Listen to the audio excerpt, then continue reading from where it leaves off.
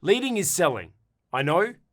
Let me explain. As leaders, we need to sell the vision to our followers. As leaders, we need to sell motivation to our team for them to get things done. We're always having to sell them the benefits of achieving deadlines and finishing projects.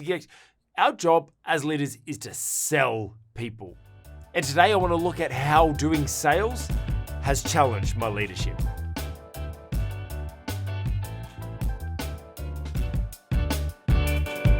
You know what? I've always found myself to be reasonably good at sales. From as early as I can remember in my career, I've been in sales-based roles. Even as running my own business, at the end of the day, you're simply selling. As a business owner, you're always selling. And I've always found myself good at sales. And there were skills that I developed as a salesman that now I actually realize that I use to make me a more effective leader. You know, as I said, leaders, we are always needing to sell. It's not the only skill, but it is a crucial skill because leaders need to be able to sell a vision. You've got an idea. You've got a big, grand idea of a business, of a project, of an outcome that you need to sell other people to attract them to, whether they be on a volunteer basis or you need to sell your employees on that idea. And so as leaders, we always need to be able to sell.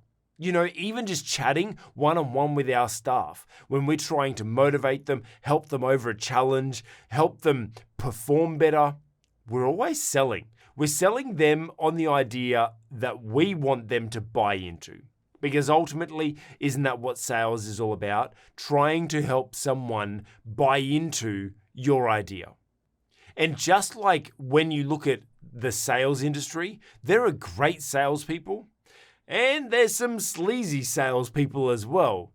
And I believe that those can translate directly across into leadership. There are some great leaders that can use sales strategies and techniques to motivate and inspire people. Or there's some sleazy salesman leaders that are just manipulating, taking advantage, or scamming the people that they're leading. So let's look at some of those skills and lessons that I learned of how doing sales has challenged my leadership. The first one is it's not about competition. That's right. You know what? I'm a very competitive person. And if you're a leader, if you're in sales, you too are probably a very competitive person. Competition drives me. We actually teach about Clifton strengths, and my number 3 Clifton strength is competition. I turn everything into a competition. And that's what drives me. It's a part of who I am.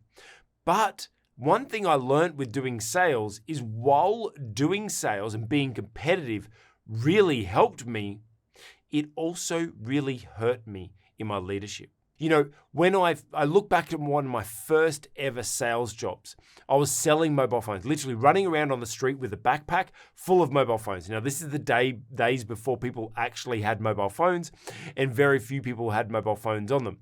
And so I ran around on the streets with a backpack full of mobile phones, just running around trying to sign people up. And I'd run up people, do you have a mobile phone? Here, you got to buy this one. Here, these are the features. I can give it to you for $60 a month, $30 a month, whatever it was. Like it was, I'd just be running up to people. I'd literally be running up to people on the street, in the mall, in the city or whatever, and just selling mobile phones. And that for me, there was absolutely no benefit to the person. It was all focused on how many sales can I get.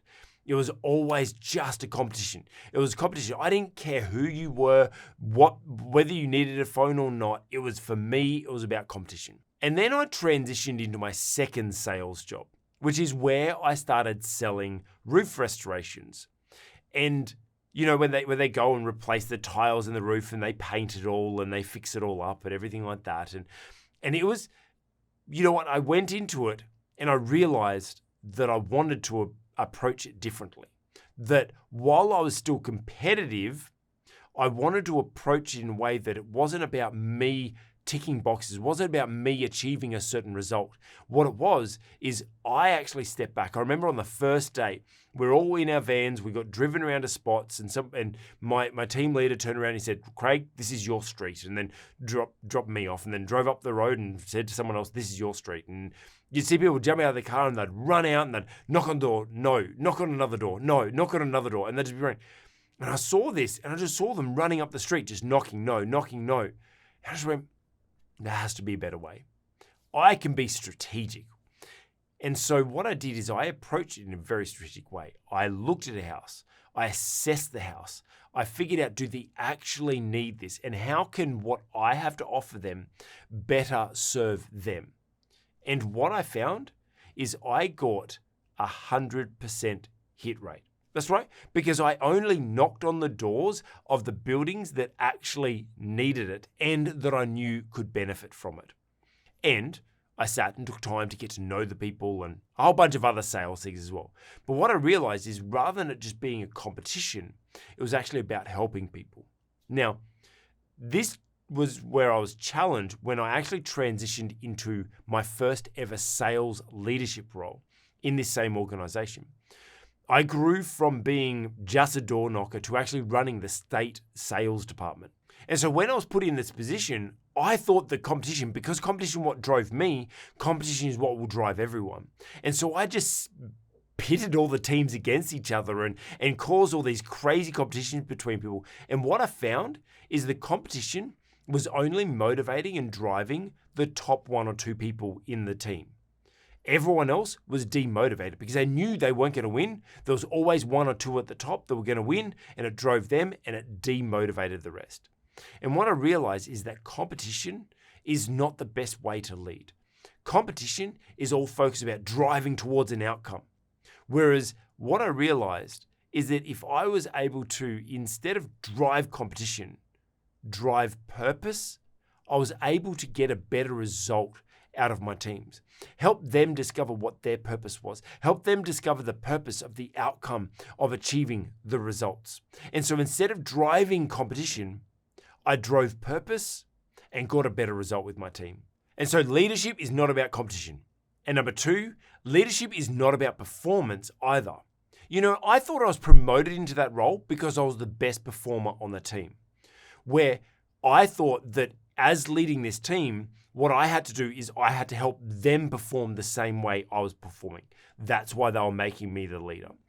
I thought they put me in a management position because I was meant to now multiply and duplicate and almost clone everyone else to become performers like me.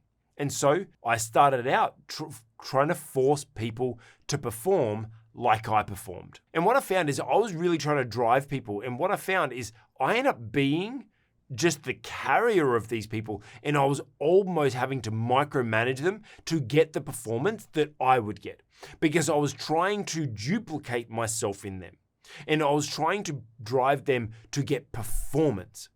But what I realized is it wasn't actually about getting performance out of them. It was about building relationships with them. Just like I had with selling directly to customers, it wasn't about just making the sale. It was about building a relationship. It was about understanding the purpose. It was about being able to find the right person that needed the solution that I had. And when I actually took that same focus with my team, rather than trying to drive them to perform and to perform just like me, I was able to sit down, build relationships with them, and help understand what actually drives them. So instead of focusing on performance, I focused on relationship. And the third key that I learned of how doing sales has challenged my leadership is it's not about motivation. I know. I just said a faux pas in leadership coaching. No, leadership is all about motivating. We've got to motivate other people, right? Listen to this. I thought my job as the sales manager was to motivate my team.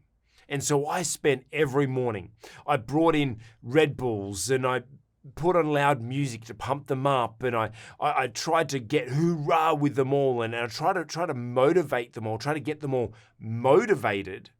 And it may work for a moment, but not be long lasting. I also then went out and during the day in the areas where they were doing the sales, I'd drop by and I'd drop off cans of Red Bull to them. And yeah, this is back in the days when Red Bulls were brand new and they were really, really expensive. And it was just this thing that like I brought it, they were all motivated. And I thought that was my job, is pump some music, get them in, get them going. Let's create a party like so that they're all motivated. But what I found is that was exhausting for me because I was having to carry their energy. It was my job to motivate them. And so they were relying on me for their energy, physical energy from the Red Bulls, and also emotional energy because I'd be the hurrah for them.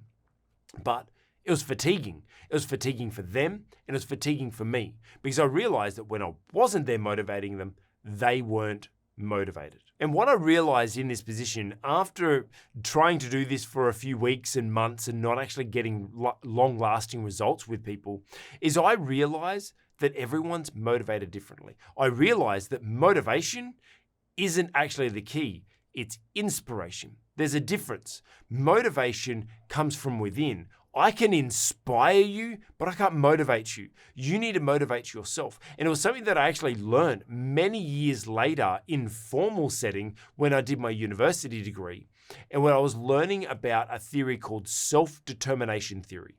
And what it is it basically looks at both extrinsic and intrinsic motivations. And what they found is external or extrinsic motivating factors, which is, someone hurrahing and someone trying to give you a trophy or someone creating competition or whatever, like I said before, that's extrinsic. That motivates for a short time. But when you find what internally motivates, that means they're motivating themselves. It's something that can push them through their challenges. And this is what I learned when I studied sports psychology, that making sure someone performs at their best is not about dangling a carrot. It's about finding what motivates them within, and we can only do that by building a relationship with them. And so what I realized looking back on that sales manager's role is I naturally overcome my challenge of trying to motivate people and realized that I built relationships with people to get to understand and know them individually so I could help find what actually intrinsically motivated them themselves. Because that's what pushes people to perform even with obstacles. That means us as leaders don't have to always be there to motivate people, but if we can find what intrinsically motivates them, inspire them to find what intrinsically motivates them, then they will always be motivated rather than us having to motivate them all the time. And so what I learned from how doing sales challenged my leadership was that it's not about competition, it's not about performance, and it's not about motivation.